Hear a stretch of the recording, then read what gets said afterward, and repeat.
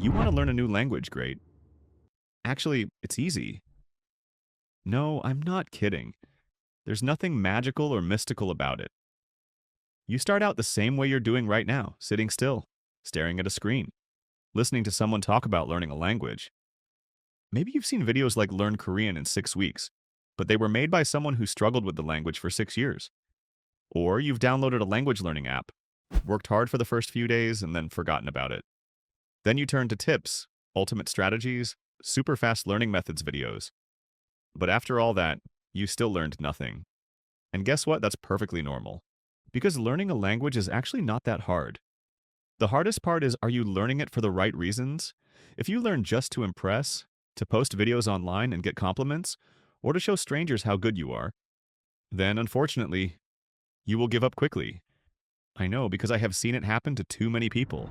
Some people choose to learn really hard, really cool languages like Russian, Japanese, or Chinese, just because they sound challenging and rare.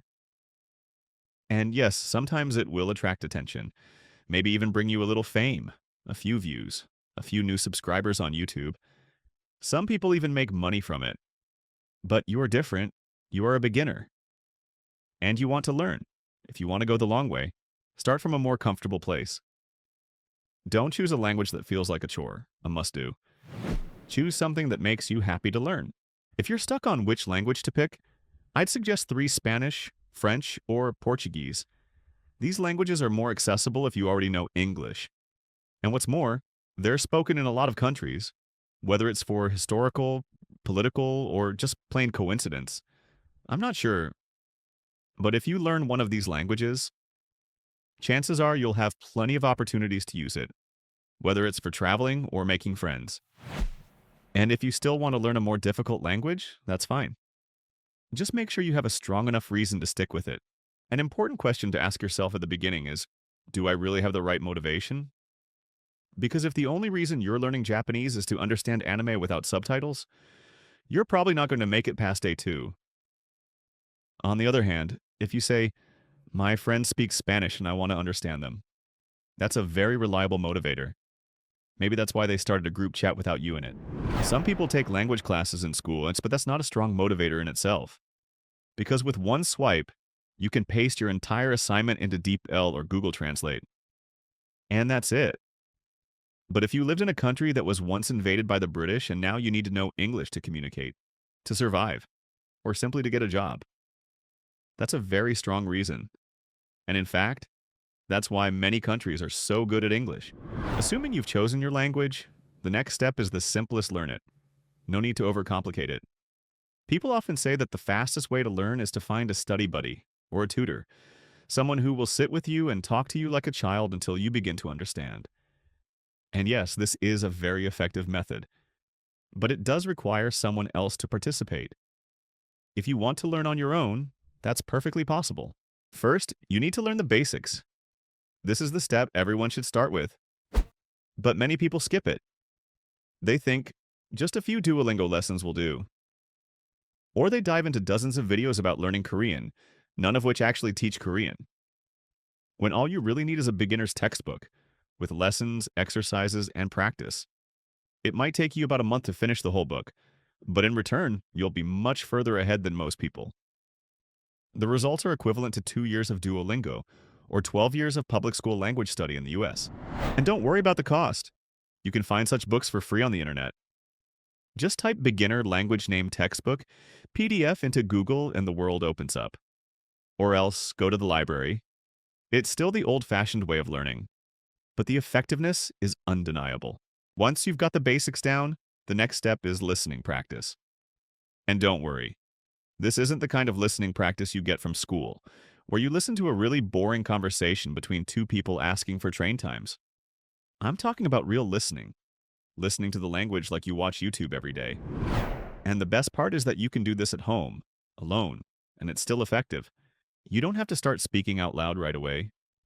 Take the time to let your ears get used to the sounds of the language. Listen to how native speakers pronounce words, how they link sounds, how fast or slow they speak, where they emphasize. And the easiest way to do this is open a YouTube video in the language you're learning. Pick anything you like: vlogs, documentaries, comedies, interviews, As long as you find it interesting and understand at least 30% of it, you don't have to understand everything. As long as you can stick to the main flow of speech, let the context do its thing. Don't panic if things sound like strange noises in the early days. That's perfectly normal. They're talking too fast, or you haven't recognized the words yet. It doesn't mean you're bad, it just means you haven't had enough exposure. Here's a simple trick. Try typing easy or beginner into the search bar, and YouTube will return a bunch of videos that are spoken more slowly, making it easier to understand. Start with those. Slowly, you'll find that you're not so overwhelmed anymore. Automatic captioning is an incredibly useful tool at this stage. You can turn on captions in the language you're learning, and if you don't understand a sentence, just rewind. Then look it up. There are great websites like Reverso Context. Just paste a phrase in there, and it will show you how it's used in dozens or hundreds of real sentences. Not just dry translations, but vivid context. But please, don't turn on the English subtitles. Seriously, don't. I know, you do. Who doesn't? But hear me out when you watch a video with English subtitles. Your brain chooses the easiest way to process the information, and that's reading English. You'll think you're listening and learning, but you're actually just practicing reading subtitles in your native language. And after a few years, the only thing you'll have accumulated is a favorite anime list and a Discord Nitro account, not the ability to speak Japanese. Once you get used to the rhythm and sound of the language, you'll start to recognize words and phrases, even without trying to memorize them, because they're so frequent. You'll learn them automatically. Just like when you watch a comedy show in Spanish, and the host keeps using vale or bueno in every sentence. You start to understand the nuances of what they say. Once you're at the point where you can understand 50–70% of the content without subtitles, it's time to move on to the next step speaking practice. But don't be afraid. No one else is needed. You can still practice speaking without a partner. All you need is a phone or a computer with a webcam and a little imagination. Start small, watch a video, and after each important line, pause and repeat. No need to shout. Whisper. You're practicing your mouth muscles and rhythm, not a speech contest. It will feel awkward at first, like you're doing a stand-up comedy routine by yourself. But after a few times, you'll start to feel comfortable. Imagine you're talking to a friend, a real person. You're responding, giving a response, opening up the conversation. Whenever you hear a good, useful phrase, write it down. Buy a notebook. Write down the whole phrase and include a few examples of how you think you could use it in real life. You may never open that notebook again, but writing it down by hand is a way to help your brain remember it more deeply. If one day you feel more ready, try videotaping yourself. Sit down, turn on the camera, and talk. Talk about your day, what you did, what you plan to do, or even ask some imaginary questions to your listener. Just talk. Don't worry if you have to insert English in the middle. Just keep going. The important thing is that you keep the rhythm. Keep it natural. You can then watch the video again. Mark the areas you had trouble with, and look it up with tools like DeepL or Reverso. To the outsider, this method may seem lonely, but in fact, this is exactly what true self-learners do. This is the path that many people who have become fluent in a foreign language have taken. Bit by bit, from books to listening to speaking. No tricks, no shortcuts, just smart repetition and time. And if you keep at it long enough, if you keep exposing yourself to the language every day, even if it's just for 15 minutes one day, you'll turn on a YouTube video and realize that you understand it all. No subtitles, no dictionary. You understand. And you'll smile. But sooner or later, yes, you'll have to use the language in real life. Maybe when you travel. Maybe when you meet a native speaker, and that moment will come. And you'll realize that all that time you spent talking to yourself wasn't really that pointless. Because in that moment, when you start a real conversation with a real person, you'll be surprised to find that you're not as awkward as you thought. Simple sentences just come out. Phrases you used to repeat to yourself are now glued to your tongue. You understand what the other person is saying. Maybe not word for word, but enough to respond. Enough to keep the conversation going. Enough to not collapse in silence. And the important thing is that you will realize one thing you have not learned to recite. You have learned to use every effort to speak, write, listen, repeat. Is being linked in your head into a real reflex? Not an academic reflex, but a reflex of someone who is using language as a living tool. From there, you start to think further. So, what can I do next to speed up this process? The answer lies in something very simple: the environment. Because after a period of self study, speaking, and listening, you will hit a ceiling if there is no one around you who actually uses that language every day. And no, you do not need to fly to Spain, Korea, or Brazil immediately. What you need is to create a language environment right where you live. You start small, change your phone language, change your computer operating system, change your social media apps to the language you're learning. From there, you get used to how native speakers describe the world.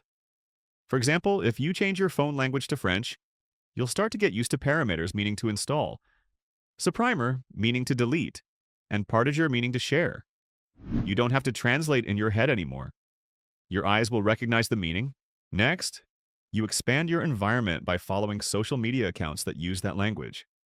Not accounts that teach the language, but people who are living normal lives. A mom who posts vlogs in Portuguese, a student who posts stories in Korean, an artist who posts in Japanese. You don't need to understand everything.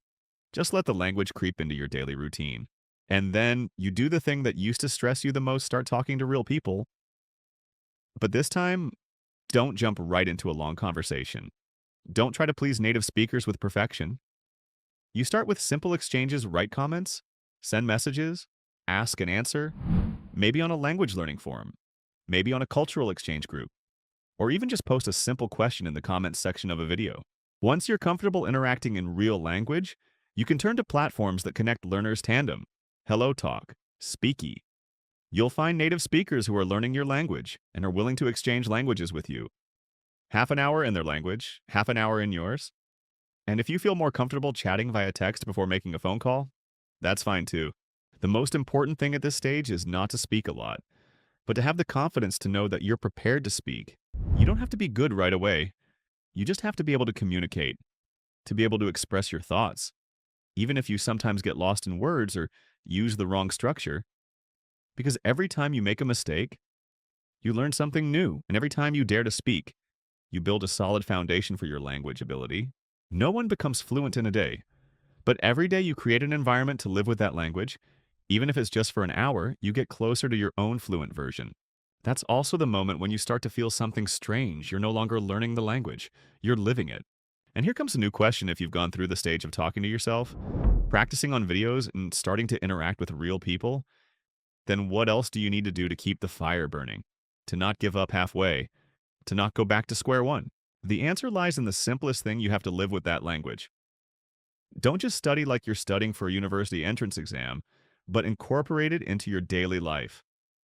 When you want to listen to music, try to find a song in that language. When you want to watch a movie, don't forget to turn off the Vietnamese subtitles. When you're surfing social media, try to follow some native speakers. When you're thinking about something, challenge yourself to think in that new language. And if possible, I'd let language learning be more than just learning. Make it a bridge between you and new people, new stories, new perspectives that you've never encountered before. Post a comment on YouTube. Reply to a message from a foreign friend. Describe your day in your diary in the language you're learning. You might make a few mistakes, stumble a few times. But that's okay, because those mistakes are the stepping stones to speaking correctly. Staying motivated isn't about always being motivated. It's about creating a system that keeps you going even when you're not. A YouTube channel you love to listen to every morning. A podcast you listen to while doing the dishes. A random friend you promise to text every week. Little by little, that language will go from being something you're learning to something you're living. And then one day, you'll be sitting somewhere, in a small restaurant in a foreign country, or on an international call. And you'll realize I'm no longer translating every sentence in my head. I'm actually speaking. I'm actually understanding. And most of all, I didn't give up. So if you're at that threshold, don't turn back. Keep going. The journey is never easy, but it's always worth it.